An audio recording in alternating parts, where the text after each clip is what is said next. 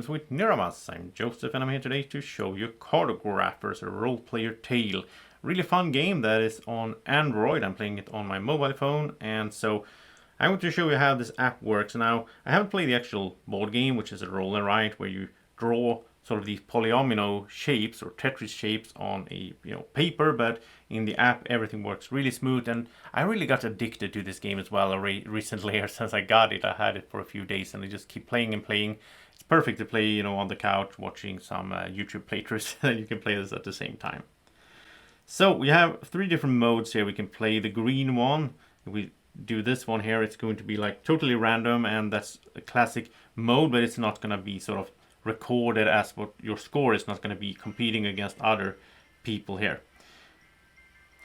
So instead we are going to go with either the red or the yellow, and they are sort of set. So each week they're going to do the same setup, which means that you can play them over and over, which I tend to do, and then you will score a standing, and we'll talk a bit more about that later. But let's start with the yellow here.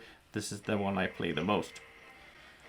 So we start off here. Okay, so we're going to draw cards. As you can see up in the top left, there's drawing cards. Those cards have a shape or a color, and then you can choose between color and shape in order to put out these pieces on your map here. Now I'm also playing with the variant that has a hole in the middle there, so that's starting out like that.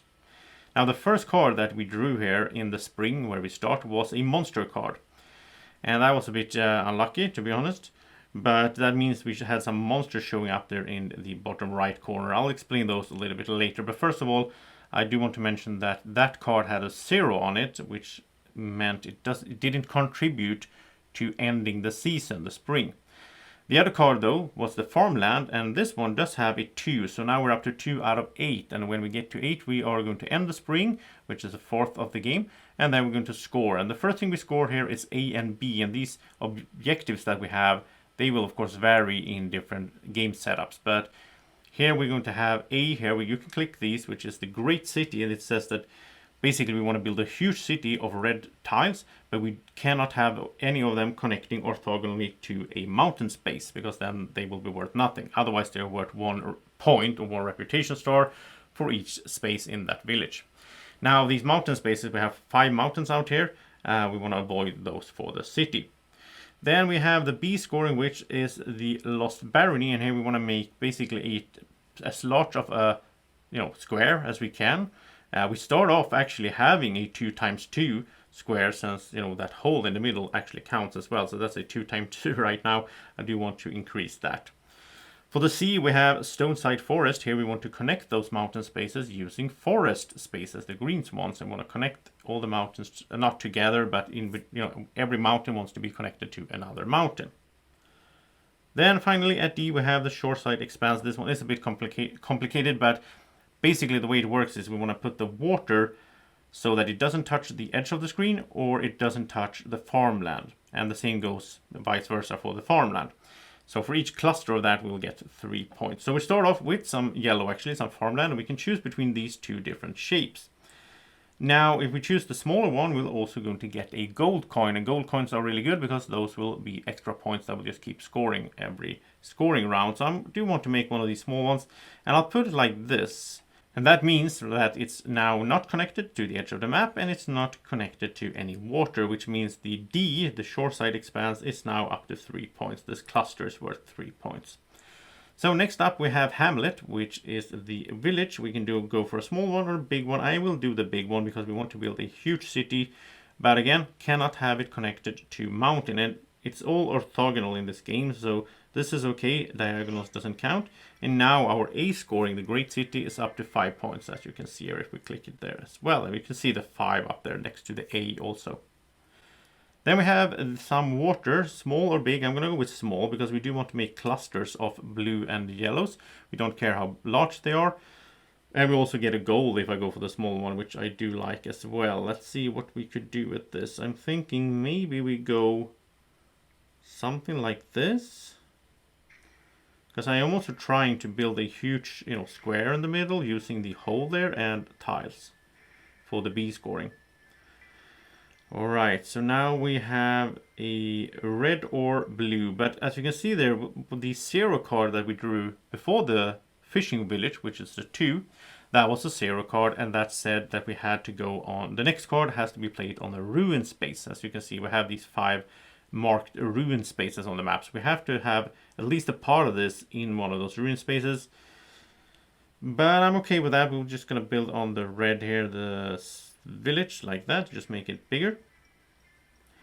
Then we go in yellow or blue, but this is a huge shape. I don't like this shape at all. I don't think I will be able to fit this shape in a good way. I don't think so. So instead, what I'm going to do is I'm going to use it, like I'm going to make this lake here larger, but at the same time I am covering up one of the 4 sides of that mountain. When we cover all 4 sides, we will get a gold from the mountain. Also, I did cover spaces now that was next to one of the monsters. As you can see in the top right corner of the screen, right now we're getting minus 5 points for the monsters, but for every space that we can, cover next to them, then we reduce that minus point, so we're down to minus 4 now. So time for scoring A and B. So 9 plus 6, and then we lose 4 points for the monsters, but I also get 2 points from the gold. So overall, that's an okay score, I think, for the first round here. Now we go into summer. Now we have 8 more points to work with, and we got an orchard, but now it has to be on a ruin space because the first card was a ruin. So we have the green, and we are going to score B and C next. So I do like that green. I think I will use it like this to connect these 2 mountains, and that will be a 6 points scoring for the Stoneside Forest, the C objective. Another huge, wow, another huge here with the yellow or blue. I don't like this at all.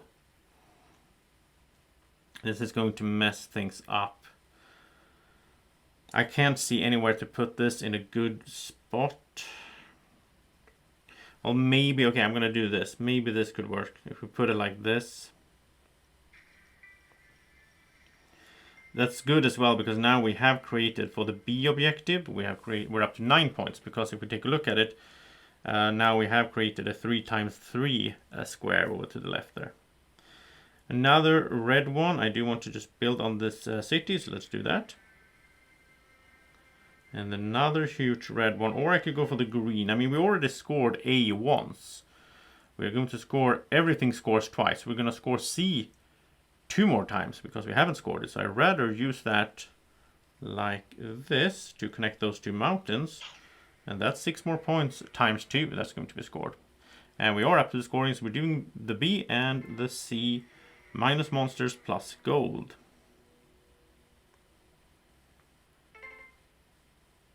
Alright, so the silver stars there are the minus points from every space that are adjacent to a monster that is not covered.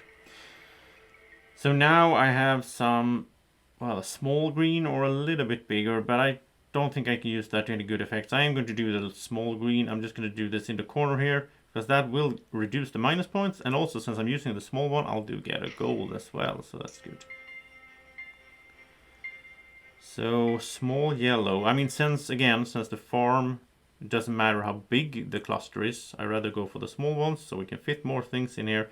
So let's put it like this, because that will not be connected to the edge of the map or to a water space, so that will be 3 more points. And now that will also be a gold from the mountain there, because no, it's not. We need one more side, of course.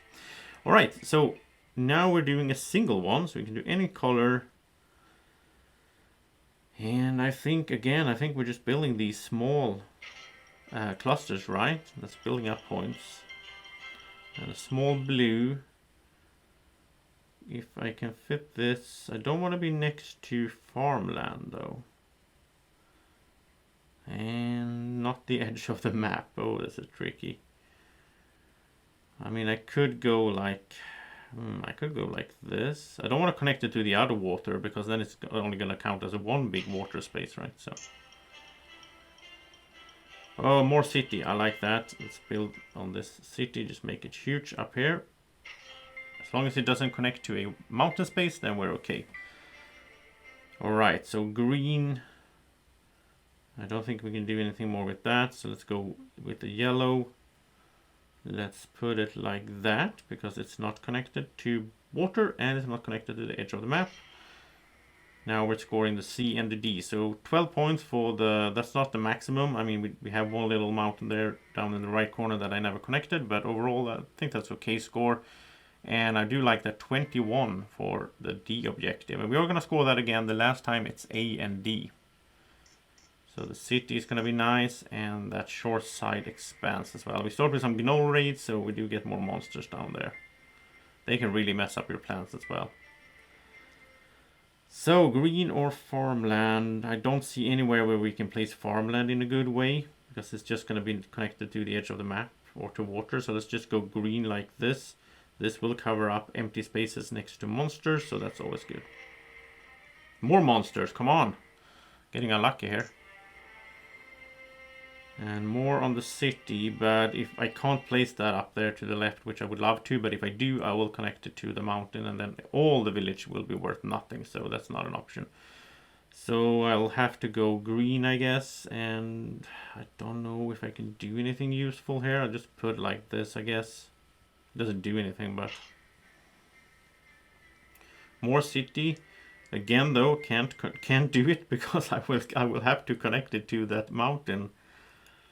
That is unlucky, but I don't want to do farmland either because that will be connected to water. So let's do you can do a second city like this. It doesn't mean anything. You only score the largest city anyway, right? And now we have a single one because, yeah, a single piece. And it has to be, well, I think the only place we can go really is there. For 3 more points on the D. And that was the last placement. So now we're scoring A and D. And I think we'll get a decent end score here, actually. I think it's going to be decent. I don't think it's a high score for me. I'm going to show him the high score here after we're done. But yeah, so 112, I think, in total. And now I will explain the end game scoring to you. So we scored 112, but we don't get that as points because every one of these scoring objectives here has a silver star down there, which is minus points. So that is minus 18 for this objective. The Great City here is minus 16. So basically we start off with 16 negative points, and then we have to work our way up there. So if we look at we click down here, we can see that we got a total of 112, but the end game score is 27. And that's pretty good. You want to get over 30 basically, but it's an okay score. So let's go back here and let's look at the standings. So here we can see that there's a leaderboard, which is 3 days to go. It's every week. This will reset, and there will be a new setup for how the game are played, new scoring objectives and all that. Now I'm down here somewhere. 132 Niramas, 47 is my highest score. For some reason, some guy here got 96, which sounds impossible to me. I don't know how they do that, but yeah, good job. So that is Cartographers roleplay tale from Thunderworks Games. I hope you enjoyed this playthrough and that you got an idea of how the game plays. If you liked this video, then press the thumbs up down there, the like button, and also subscribe to the channel. Have a great evening or morning or whatever you're watching. Take care. Bye bye.